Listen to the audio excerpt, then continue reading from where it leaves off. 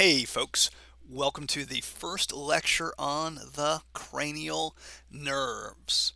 So we are looking at the base of the brain here. We got like an inferior view of the brain. You should be familiar with a lot of these brain parts. Not a lot, basically all of these brain parts. Um, just check out the fact that we do have the brain stem right here. We do got the brain stem hanging out. Oh, I shouldn't have gone across there. There we go. There we go. Hanging out right there. There's the brain stem. Now, we got our cerebrum up here, over here, etc. Cerebellum's back here.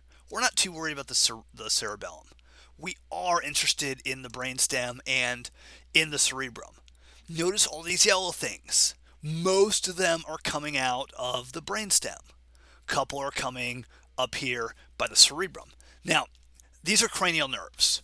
They're nerves because they're bundles of axons. And they're no longer in the brain. They've left the brain.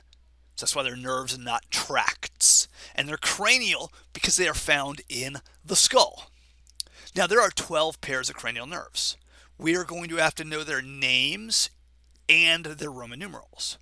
So over here, we have 6 of them listed. On the left-hand side, we have another 6 listed. We start with the olfactory nerve, and they've been cut right here, and that's number 1. Then, if we go back a little bit, we get the 2 optic nerves. That's nerve number 2. Then we start going down, and we get the oculomotor nerve number 3, down to the trochlear nerve number 4, to the trigeminal nerve number 5, and then we go to the abducens nerve number 6, the facial nerve number 7, vestibulocochlear number 8, glossopharyngeal number 9, vagus number 10, hypoglossal number 11, and then kind of jump back, accessory number 11, and then kind of jump back up to hypoglossal number 12. Notice that in general, as we go sort of down, the numbers are increasing. Now what we're going to do is we're going to go through each of these cranial nerves, getting some basic info about its location, its structure, and its function. However, before we do that, let's get rid of that. Let's look at a pair of mnemonic devices, okay? The one on the left here is a mnemonic device to help you remember the names of the 12 cranial nerves in order. So old Opie occasionally tries trigonometry and feels very gloomy, vague, and hypoactive. So old is olfactory, Opie is optic, occasionally is oculomotor, tries is trochlear, trig is trigeminal, and is abducens, feels is facial, very is vestibulocochlear, gloomy is glossopharyngeal, vagus, and is accessory, hypoactive is hypoglossal. This is a pretty good one. There are other ones. If you Google cranial nerve mnemonics, you'll find a lot. Bear in mind, not all of them are rated G. Now, over here, we have another set of mnemonics. Some say marry money, but my brother says big brains matter more. This is telling me whether the cranial nerve is sensory, motor, or mixed. So number 1, we have some, so it's sensory. Cranial nerve 2 is sensory as well. Cranial nerves 3 and 4 are both motor. Cranial nerve 5, the trigeminal, it's got a B here, B for both, because that's a mixed nerve with sensory and motor signals. Okay, so we got a pair of mnemonics here.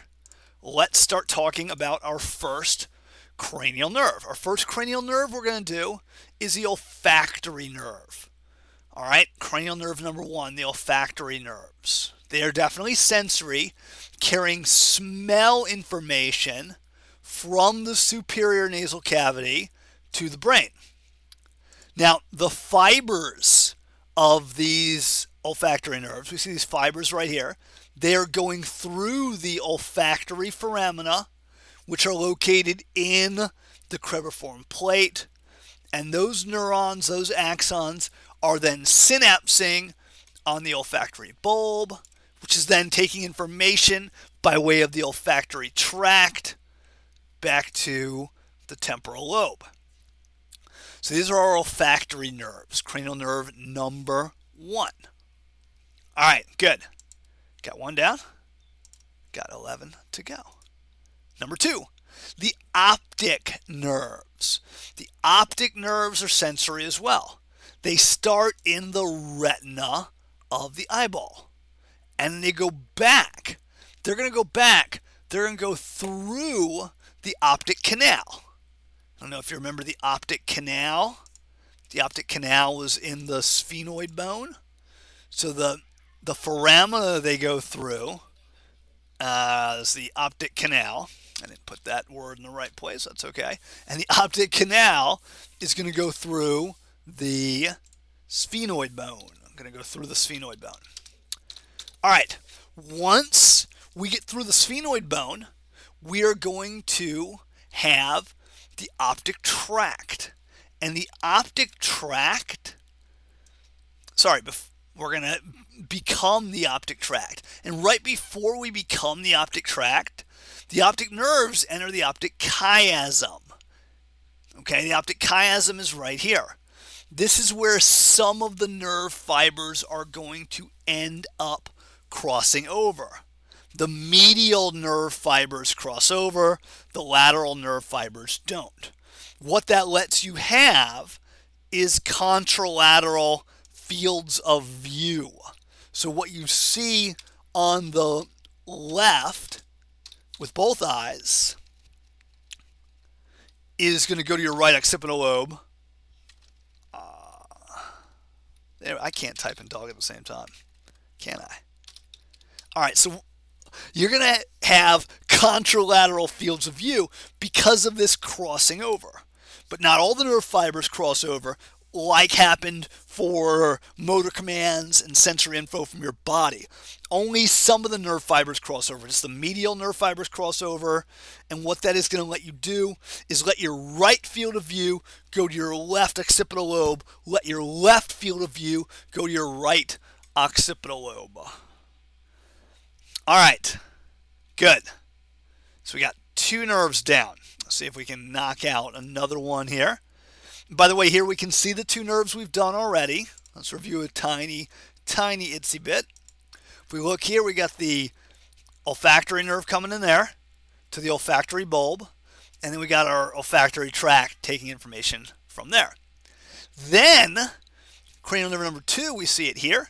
That is the optic nerve. We see the optic chiasm, where the medial nerve fibers cross over. And what that's going to let us have is contralateral fields of view. And then we got the optic tract. All right, there's going to be a question on your test that has to do with the differences between cutting an optic nerve, there we go, and cutting an optic tract. So you cut an optic nerve, you get one result. You cut an optic tract, you get another. So it's going to be a question asking you about that. All right. Let's see if we can do one more nerve, the oculomotor nerve. It is a motor nerve for your eyes, like its name suggests. It is going to control most of the muscles that move your eyeball and have to do with your eyeball. There's only 2 that it doesn't control. There's only 2 eye-associated muscles that it doesn't control. All right, the ones that it does control, it controls the medial rectus. This is what lets your eyes look inward. It controls the superior rectus, which is what lets your eyes look up. It controls your levator palpebrae muscle, which is what opens your eyelids. It controls your inferior oblique muscle, which is going to let you look kind of up and in. It's also going to control your inferior rectus muscle, which lets you look down. So it does all these muscles.